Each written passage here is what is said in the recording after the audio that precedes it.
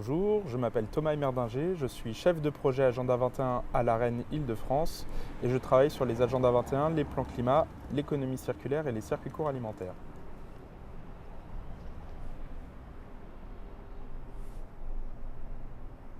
Je travaille depuis maintenant 5 ans à l'AREN Île-de-France, qui est l'Agence régionale de l'environnement et des nouvelles énergies d'Île-de-France, qui est un organisme associé au Conseil régional et qui a pour mission d'appliquer le développement durable pour les collectivités dans le cadre des politiques publiques de la région. Et moi, mon travail, c'est d'accompagner les collectivités franciliennes qui veulent s'engager ou qui s'engagent dans des agendas 21 à les mettre en œuvre, à les conseiller sur leur stratégie de concertation, de mobilisation des parties prenantes, de conseils techniques sur des actions spécifiques. Alors les agendas 21, c'est un concept né en 1992 suite au sommet de la Terre à Rio, qui déjà définissait le développement durable et disait à l'époque, mais chose valable toujours, c'est que le développement durable, il ne peut pas se faire sans les habitants, sans la société civile au sens large, et sans les collectivités, les pouvoirs locaux. Alors je vous amène ici parce qu'on est sur le canal de l'Ourcq, à Pantin, donc ce fameux canal historique. Il représente et il symbolise plusieurs aspects du développement durable. Et là, ce qu'on voit ici, c'est une des plus grosses pistes cyclables d'Île-de-France qui est utilisée tant pour des loisirs que pour des déplacements domicile-travail. Et c'est là où, effectivement, il y a un gros levier de développement. Autre aspect qui peut être abordé ici, c'est le fait qu'on est sur le canal de l'Ourcq, qui est aussi un canal avec à la base une fonction industrielle. Tous les gravats qui seront sortis du fait de la construction du grand métro, le super métro du Grand Paris, seront effectivement exportés par Péniche. Oui, donc là on est venu un peu plus loin, c'est la friche, c'est ça? La friche Magenta, exact, à Pantin. Et ça illustre le lien que cherche la ville avec l'agriculture et l'alimentation. Ça passe par différents leviers, protection du foncier agricole, appui aux filières locales. On peut aussi parler d'agriculture biologique, d'où le fait qu'hier on ait organisé un événement là-dessus. Mais ça passe aussi par ce qu'on appelle l'agriculture urbaine, qui en ce moment présente un très très gros dynamisme sur la région Île-de-France. Et ce qui est intéressant, c'est que cette agriculture urbaine, elle questionne le lien social, l'écologie. Et aussi, ça permet de reconnecter les urbains avec ce monde de la nature qu'on a souvent mis sous terre, qu'on a goudronné et qu'on a pavé et qu'on ne voit plus forcément.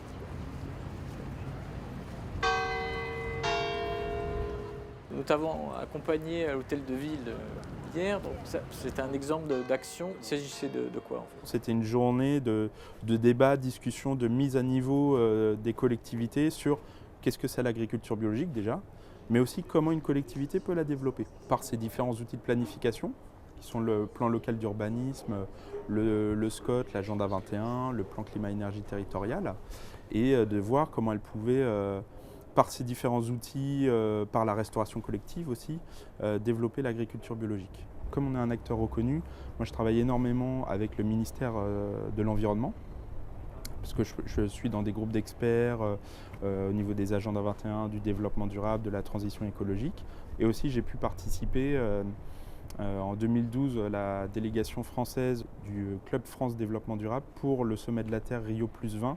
Et aussi en 2014, j'ai pu intervenir pour le compte de l'ambassade de France à Pékin sur les villes post-carbone. Est-ce que tu as une idée en terminale d'un cursus, d'un métier? Comment ça se dessine? Je ne me destinais pas forcément à un corps de métier spécifique. J'étais plutôt dans une optique de recherche de ce qui pourrait me plaire. Et effectivement, à l'époque, ce qui me plaisait, c'était les sciences. Et j'ai eu l'occasion en fait, d'intégrer une licence physique-chimie-environnement à l'université de Versailles-Saint-Quentin. Et ce qui m'a plu en fait, dans cette composante environnement, c'était l'application des sciences à des domaines d'actualité. Quel master vous choisissez à ce moment-là?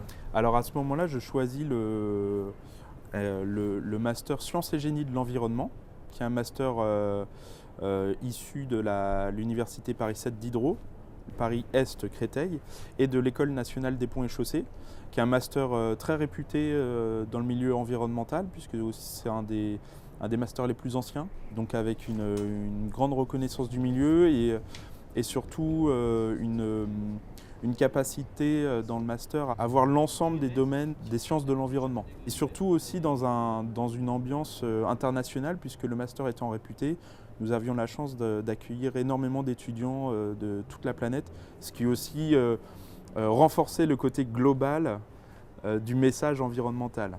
Vous terminez ce master par un stage en métrologie. Oui. Alors ça, c'était effectivement le stage de Master 1, qui était un stage directement proposé par le Master en lui-même, sur une zone polluée en l'occurrence, puisque c'était les anciennes mines à côté d'Alès, en Ardèche. Sur ce site, on analysait les différentes composantes environnementales, la pollution des sols de surface, la microbiologie des sols et de l'eau, et la qualité de l'air associée. On avait amené du matériel scientifique de l'Université Paris Diderot sur place. Pour le coup, c'est plutôt intéressant comme un stage d'application des travaux pratiques ou des travaux dirigés qu'on a pendant nos cours. Vous poursuivez dans un Master 2. Tout à fait. Et donc comment ça se passe? Alors ce Master 2, c'est le Master Management de l'environnement des collectivités et des entreprises, dit MES, qui est pareil un master, en fait c'est une des spécialités de ce Master Sciences et Génie de l'environnement, une des 5 spécialités. Et ce master a la particularité, puisqu'il existe toujours, d'être en apprentissage. Et ça, c'est plutôt une formule qui est très très intéressante dans le milieu professionnel parce qu'elle nous met tout de suite dans le bain professionnel avec aussi des conditions salariales. Donc, ce qui est intéressant aussi pour un étudiant, notamment à Paris. Je n'apprends rien à personne. Si vous repensez aux enseignements, notamment aux stages que vous avez pu suivre dans votre formation, qu'est-ce qui vous sert le plus aujourd'hui?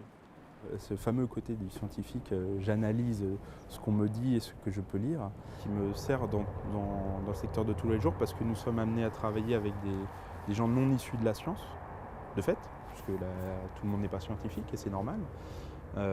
Et donc c'est ce côté que moi je pense qui renforce mon expertise en tout cas dans ce métier. Dans ce milieu, on recherche beaucoup les innovations.